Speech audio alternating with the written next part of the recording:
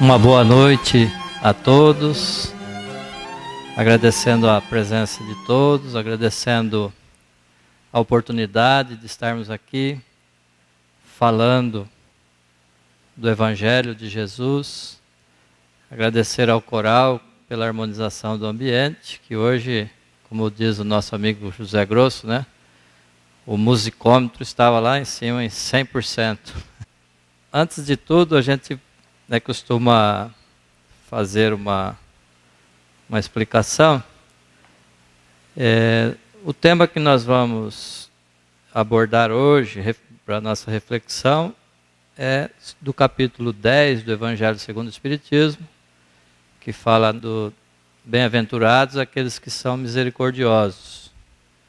E nós pegamos lá o item que fala sobre a indulgência, que é o item 16, e nós vamos refletir sobre aquela mensagem número 16, Instruções dos Espíritos, que está lá no finalzinho do capítulo.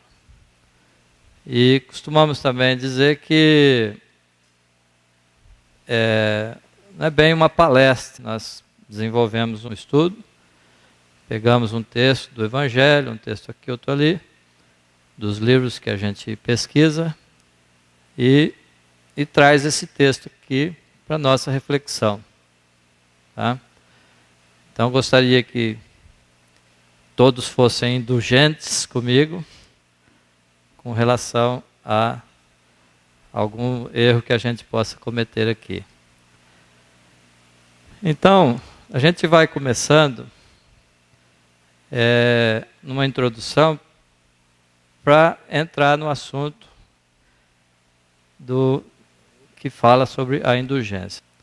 Então aqui nós vamos lá. Não podendo amar a Deus sem praticar a caridade para com o próximo, todos os deveres do homem se encontram resumidos neste ensinamento moral.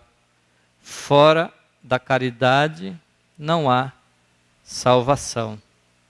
Então fora, não é fora do templo religioso, fora de qualquer lugar, fora da caridade não há salvação. Não é fora do espiritismo ou no espiritismo que a gente vai se salvar.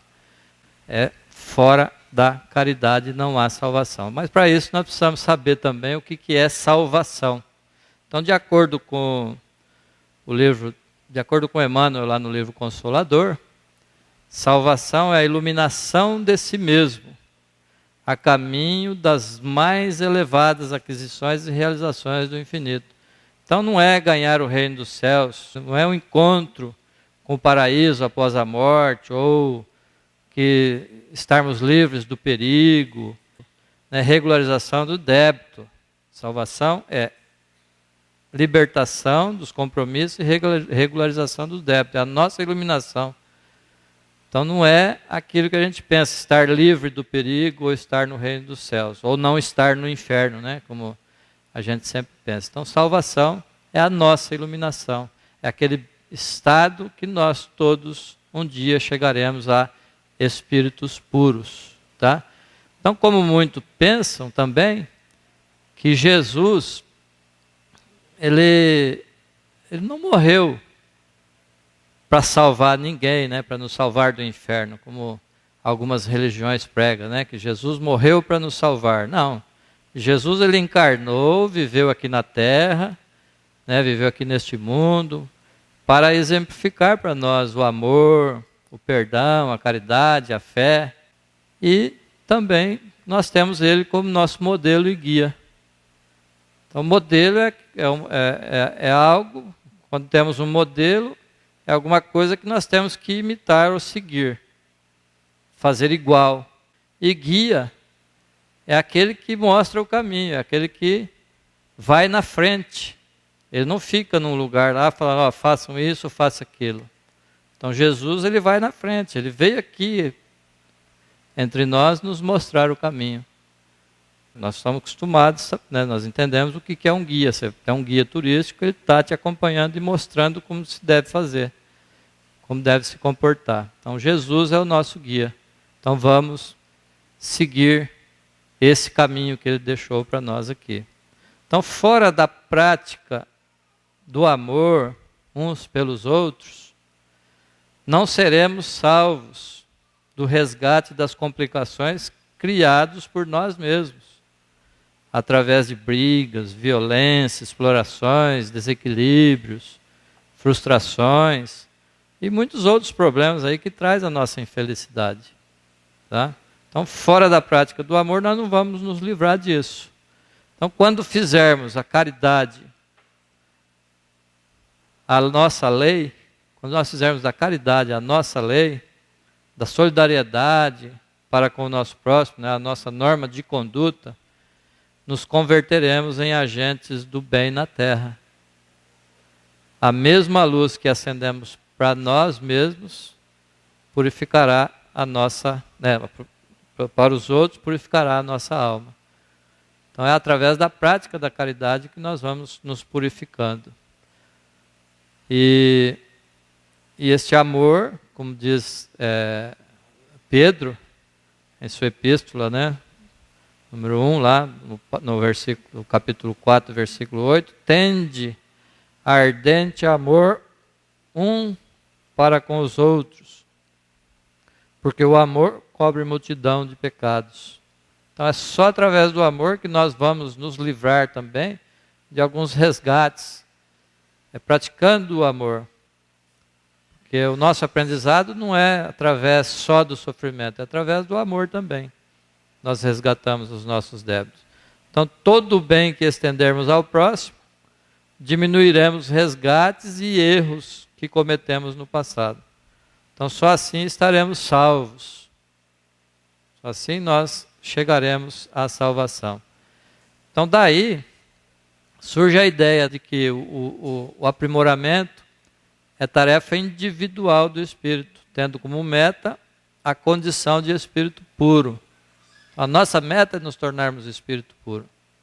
E isso é tarefa individual. Nós temos a ajuda dos benfeitores, dos nossos anjos da guarda, nossos amigos, mas aí mais para nos encorajar, para nos auxiliar, nos mostrar algo que às vezes estamos saindo fora, né? Então os espíritos mais elevados incentivam, encorajam e auxiliam o progresso dos que seguem na retaguarda.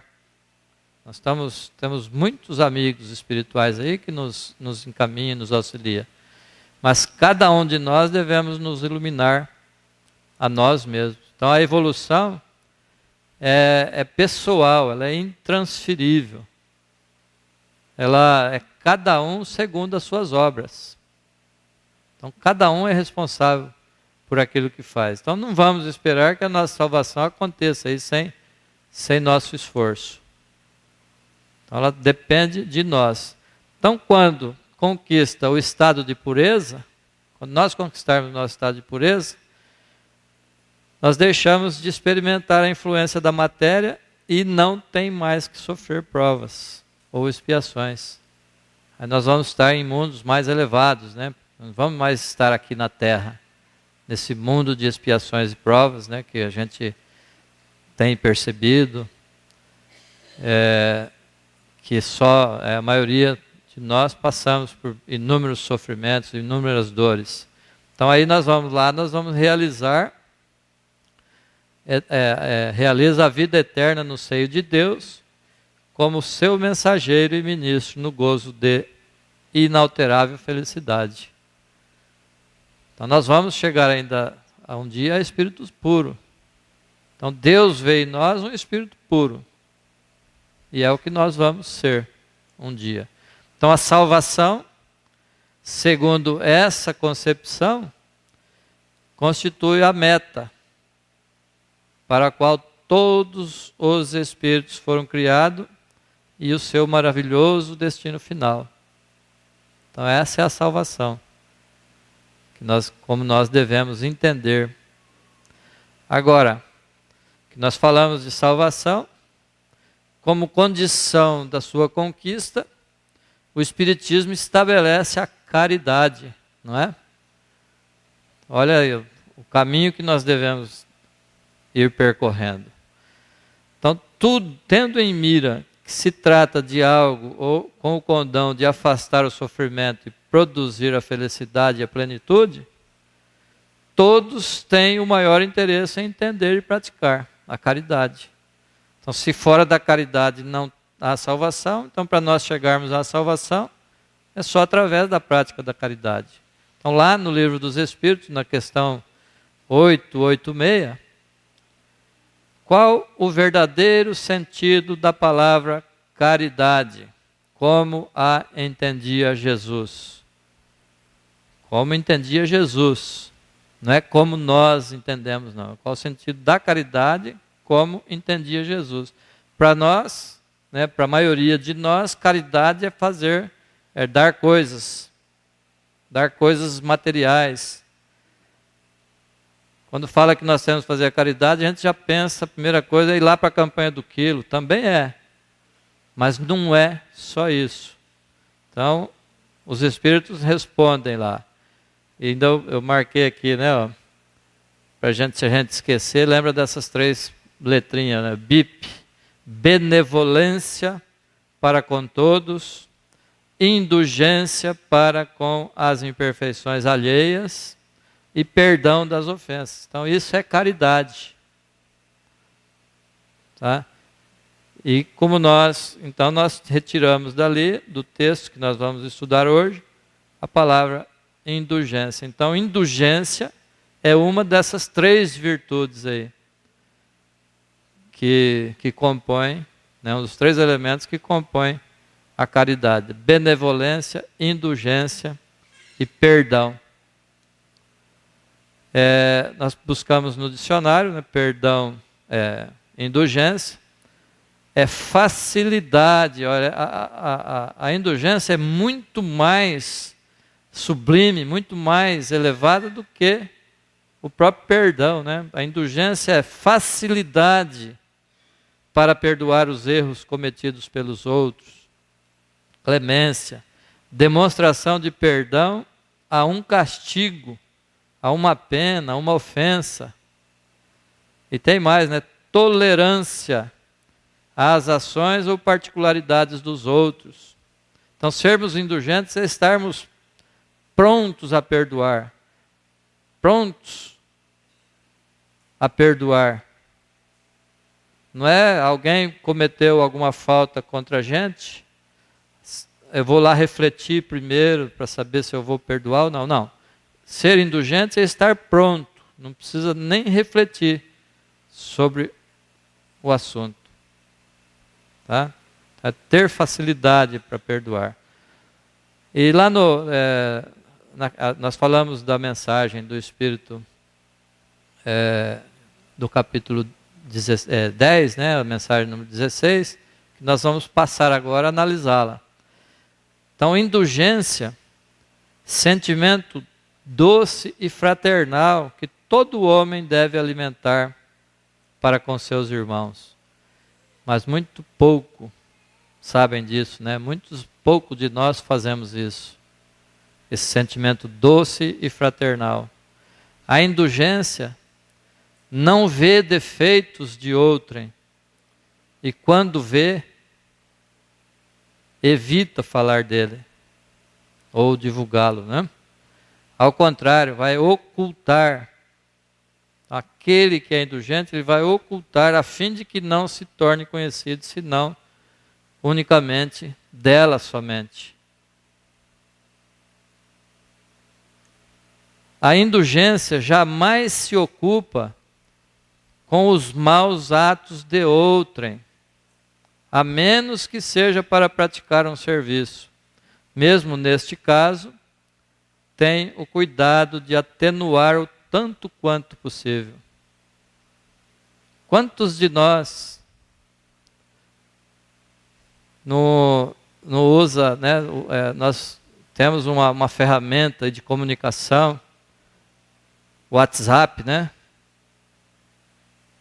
A gente recebe uma notícia falando mal de um político, a primeira coisa que a gente nem termina de ler, já passa a divulgar para os nossos irmãos, para os nossos companheiros.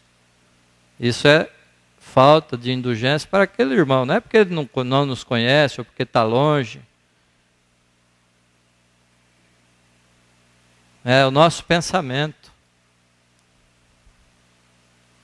Então vamos evitar de que quando chega uma notícia maldosa até nós, que sejamos o último.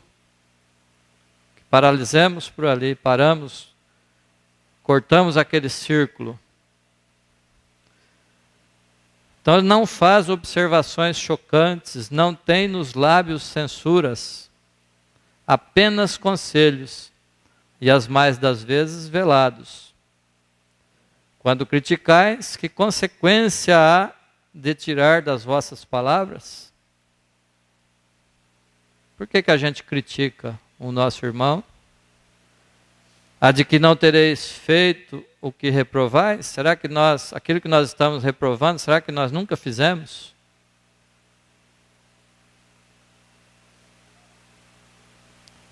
Visto que estais a censurar, que valeis mais do que o culpado? Nós estamos falando aqui,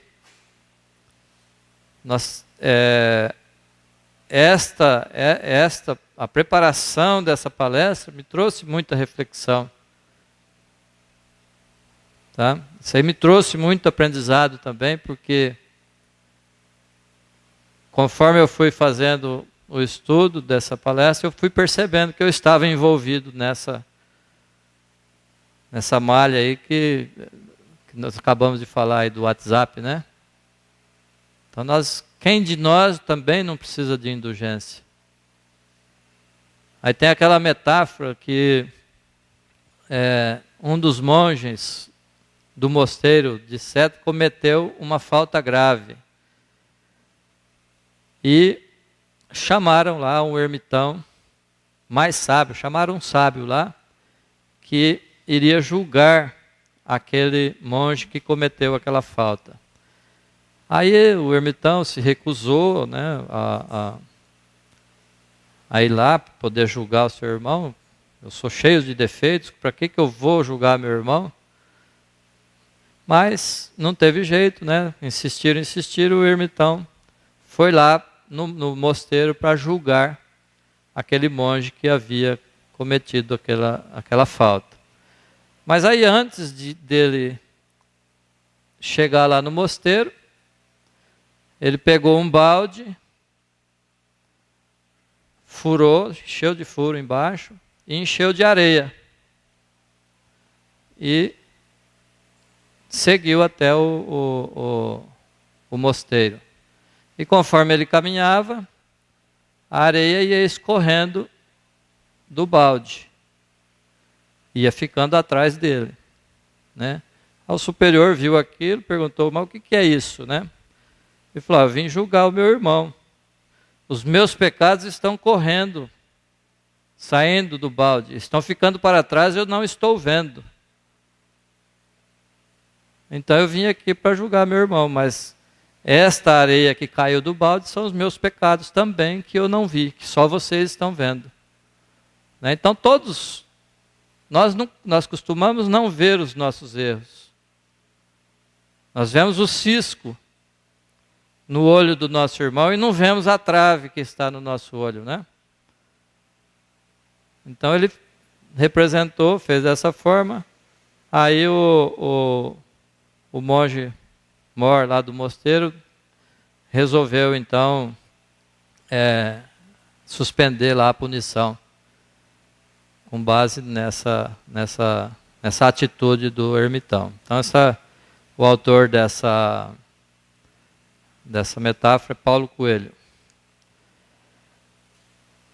Ele continua na mensagem do Espírito, das instruções dos Espíritos. Ó homens, quando será que julgareis os vossos próprios corações, os vossos próprios pensamentos, os vossos próprios atos? Sem vos ocupardes com o que fazem vossos irmãos? Quando tereis olhares severos somente para com vós mesmos? Quando será que nós vamos, primeiramente, ser mais severos conosco do que com os nossos irmãos que estão à nossa volta. Sede, pois, severos para convosco e indulgentes para com os outros. Lembrai-vos daquele que julga em última instância, né? Tem alguém nos julgando, que vê os nossos pensamentos íntimos de cada coração e que, por conseguinte, desculpa muitas vezes as faltas que nós censuramos. E Deus está a todo momento. Deus não nos castiga. Deus nos vê como um espírito puro. Tem aquela... Perguntaram para o artista, quando estava esculpindo uma imagem numa pedra, ele perguntou, né, como é que você tira ali, né, de uma pedra bruta, você tira uma imagem? Ele falou, não, a imagem está lá dentro, eu tiro o excesso, né? Então Deus nos vê, Ele não vê os nossos defeitos, Ele vê nós no futuro. Ele nos vê um espírito puro. E os nossos sofrimentos, os nossos castigos são atraídos por nós mesmos, pelas nossas imperfeições. Sede indulgentes, meus amigos, porquanto a indulgência atrai, acalma, ergue, ao passo que o rigor desanima, afasta e irrita. Se a gente for rigoroso, nós só vamos piorar a situação. Quase sempre a nossa crítica, a nossa condenação, ela não está visando o bem do outro, né? Muitas das vezes. Está sim uma satisfação desequilibrada nossa. Nós nos sentimos satisfeitos em querer criticar o nosso irmão. Quando formos criticar, então, vamos pensar em ajudá-lo e não para satisfazer o nosso ego, demonstrar aí a nossa maldade. O verdadeiro caráter da caridade é a modéstia, é a humildade, que consistem em ver cada um apenas superficialmente os defeitos de outrem, para fim de aprendizado, e esforçar-se por fazer que prevaleça o que nele há de bom e virtuoso. Então nossas atitudes devem ser essa. Procurar ver o mínimo de defeito, ver superficialmente só, ou não ver. E sim procurar o nosso. Lá no livro de João, no Evangelho de João, capítulo 8, versículo 7, que tem aquela famoso ensinamento de Jesus: aquele dentre vós que estiver sem pecado, atire a primeira pedra. Todos nós conhecemos da mulher adúltera lá que estava para ser julgada em praça pública, e quando Jesus estava por ali e intercedeu, não em favor dela, mas em favor de todos aqueles que estavam lá, porque todos ali eram merecedores de indulgência. Então a mulher, naquele caso, isso aqui está lá no livro Boa Nova, no item capítulo 7, tá? O título é Adultério e Indulgência. Então eu tirei algumas partes de lá para a gente refletir também. Então a mulher, em todas as épocas da humanidade, foi sempre submetida ao poder, à tirania, à deslealdade, à escravidão pelo homem. Isso nós temos esse conhecimento. E em caso de adultério, ela sempre ficou com a parte mais difícil e incompreendida de todos. A rigidez da lei mosaica com a mulher adulta era bem a manifestação da dureza de coração das criaturas humanas da época. Jesus chegou a nos dizer que é por conta da dureza de vossos corações.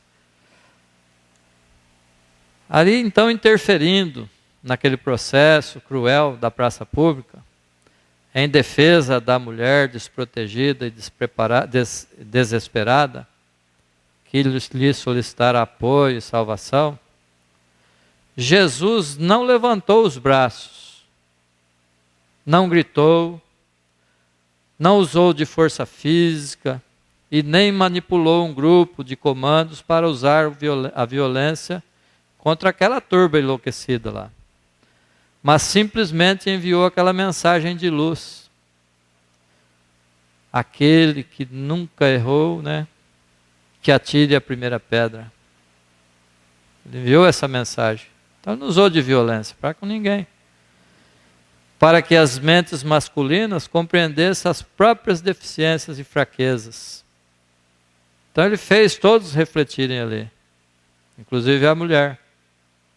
E os discípulos, né? Quem estava perto dele lá era João, que foi o que escreveu no Evangelho. Então, usando somente sua autoridade moral,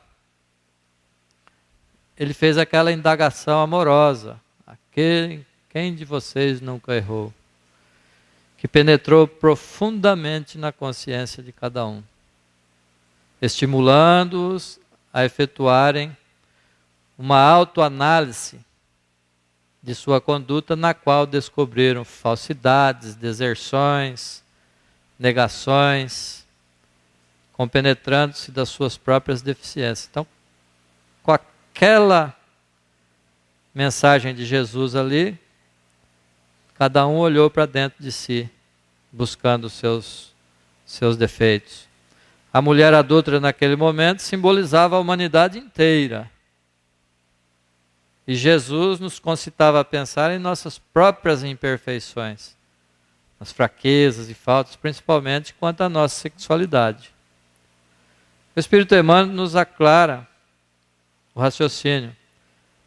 Lá no livro Vida e Sexo, tantos foram os desvarios dos espíritos em evolução do planeta, espíritos entre os quais muito raros de nós, os companheiros da Terra, não nos achamos incluídos, que de certo Jesus, personalizando na mulher sofredora a família humana, pronunciou a inesquecível sentença convocando os homens supostamente puros, em matéria de sexualidade, a lançarem sobre a companheira infeliz a primeira pedra.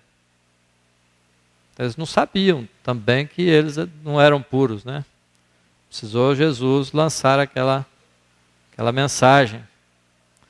Então, após os homens se retirarem um a um em silêncio, Jesus transmitiu à infeliz criatura uma mensagem de amor, a ela também, reservadamente, né?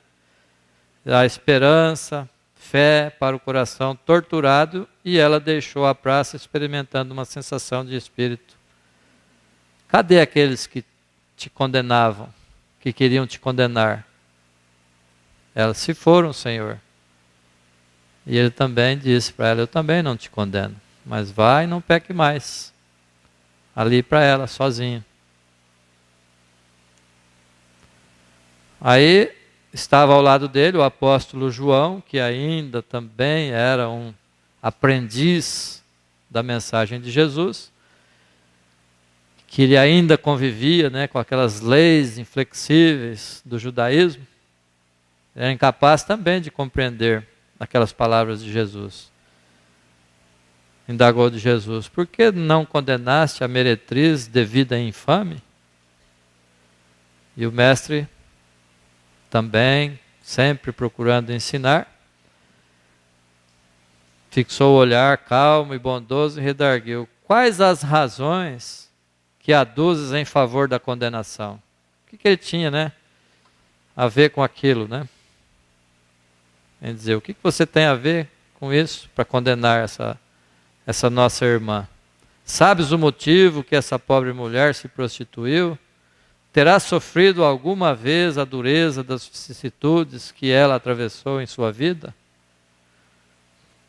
Mesmo a indagação nós temos que fazer entre nós. Quando nós vemos um irmão em erro, Nós não sabemos o motivo que está levando ele àquele erro. Às vezes passamos por um amigo, um irmão aqui, não cumprimenta, fala, olha lá, não me cumprimentou. Já com aquele pensamento de condenação. Vai saber o que aquele irmão está passando, quais os problemas familiares que ele está passando. Então vamos procurar ajudá-lo e não condená-lo e criticá-lo. Ignoras o vulto das necessidades e das tentações que a fizeram sucumbir ao meio do caminho? Não sabes quantas vezes tem sido objeto de escárnios dos pais, dos filhos, dos irmãos, das mulheres mais felizes? Não seria justo agravar-lhe os padecimentos infernais da consciência pesarosa sem rumo. Ainda vamos agravar mais ainda aquele coração. Jesus sabia ver o que aquela mulher estava sentindo. Então, para viver e servir com Jesus, é indispensável compreendamos as lutas e dificuldades morais e espirituais do próximo, a fim de não usarmos o estilete da crítica e nem as pedradas da condenação. Então, antes de julgar o nosso irmão, vamos analisar. Nós estamos aqui trabalhando com Jesus. Se nós não tivermos com esse pensamento, se nós não tivermos essas atitudes, ainda não estamos aptos a estarmos aqui fazendo palestra, no atendimento fraterno. Então vamos procurar nos adaptar, nos preparar para seguir esses conselhos de Jesus. O mestre de amor maior nos convida a amar, iluminar, servir, educar e salvar almas. Nosso julgamento não vai salvar almas. E não relacionar os defeitos do próximo, os quais em realidade são ainda de todos nós, nas experiências da vida humana. Nenhum de nós está livre. Para saber como que é só saber o lugar onde nós estamos. Nós estamos na terra, mundo de expiações e provas. Se nós não tivéssemos nada a expiar e nada a provar, nós não estaríamos aqui. Então, um momento ou outro, nós vamos precisar de indulgência do nosso irmão. Então, vamos começar de nós sermos indulgentes para com eles. E ainda nos fala Humberto de Campos: a terra, portanto, pode ser tida como um grande hospital, onde o pecado é a doença de todos. Todos, ele está falando todos. O Evangelho, no entanto, traz ao homem enfermo o remédio eficaz. Então, nosso remédio é o Evangelho, trazido por Jesus. E ele veio pessoalmente nos trazer, nos exemplificar. Quem fixa a atenção nas falhas alheias, para descrevê-las, ainda não está apto para cooperar na grande obra da renovação com Jesus, pela reabilitação do espírito humano. Então não estou apto, eu vou abandonar? Não, eu vou buscar essa aptidão, vou buscar esse aprendizado. E é através do Evangelho. Continuando, no episódio, ainda João, ainda sem entender, ela pecou e fez jus à punição. Não está escrito que os homens pagarão ceitil por ceitil seus próprios erros? E João estava ali ainda, não estava entendendo, estava cutucando Jesus lá, querendo saber mais. E Jesus, sorrindo, sem se perturbar: ninguém pode contestar que ela tenha pecado. Quem estará irrepreensível na face da terra? Quem de nós? Aquela mensagem serve até hoje para nós aqui. Ele fala que há sacerdotes da lei, magistrados, filósofos, que prostituíram suas almas por mais baixo preço contudo ainda não lhes vi os acusadores. Isso serve para hoje. Nós estamos condenando e os nossos erros vão ficando lá para trás. Vão caindo lá do balde de areia, né? Balde furado. Nós não estamos vendo, mas tem alguém vendo e não estão nos condenando. A hipocrisia costuma campear impune, enquanto se atiram pedras ao sofrimento. João, o mundo está cheio de túmulos caiados. Quer dizer, está bonitinho por fora. E por dentro, né? Imaginemos a podridão. Deus, porém, é Pai de bondade infinita e aguarda os filhos pródigos em sua casa. Deus está lá nos aguardando. Jesus refere-se à hipocrisia, ou seja, à nossa falsidade moral, nosso fingimento sentimental, nossas aparências de virtudes, nosso rigor com as faltas alheias, sem registrarmos as próprias, as quais, pela nossa rigidez de sentimentos, são maiores e mais graves. Só pelo fato de sermos rígidos, já é uma falta grave. Sem contar as próprias faltas.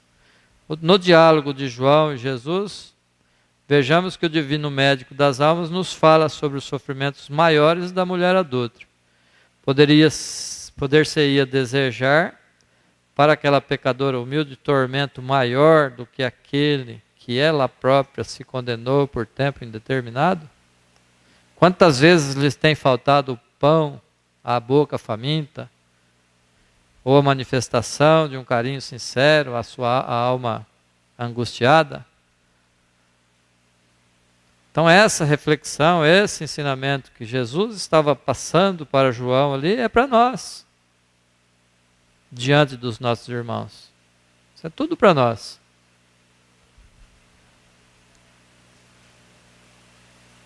Raras dores no mundo serão idênticas às agonias de suas noites silenciosas e tristes. Esse, o seu doloroso inferno, sua aflitiva condenação. Então, o nosso irmão, que já caiu em erro, já está passando por dores internas, e nós vamos agravar ainda mais. Então, que não sejamos, pois, juízes da conduta alheia, a fim de que realmente possamos ajudar para servir. Vamos condenar. No que concerne à prática do bem, da caridade e do auxílio aos sofredores, não podemos esquecer que usar a indulgência será sempre amar mais e melhor para servirmos realmente com Jesus. Então vamos amar mais e criticar menos. Se quisermos salvar o nosso irmão, vamos ajudá-lo. Vamos ser indulgentes para com ele e severos para conosco. E uma frase que eu gosto sempre de pôr: tende ardente amor uns para com os outros, porque o amor cobre multidão de pecados. Então a prática da caridade, a prática do amor ao nosso próximo, que inclui tudo, a benevolência, dar bens materiais, ser indulgente e perdoar, formam a prática da caridade. Então que possamos refletir sobre isso e daqui para frente pensarmos bem antes de criticar o nosso irmão e procurar ver aquele erro que nós estamos vendo nele, né? Os dedos que apontam para nós são mais do que aqueles que apontam para o nosso irmão. Então vamos ver esses erros em nós primeiro, saber se nós não estamos em erro e procurar deixar o nosso irmão em paz e procurar corrigir em nós esses erros. Uma boa noite a todos. Fiquem na paz de Deus. Que assim seja.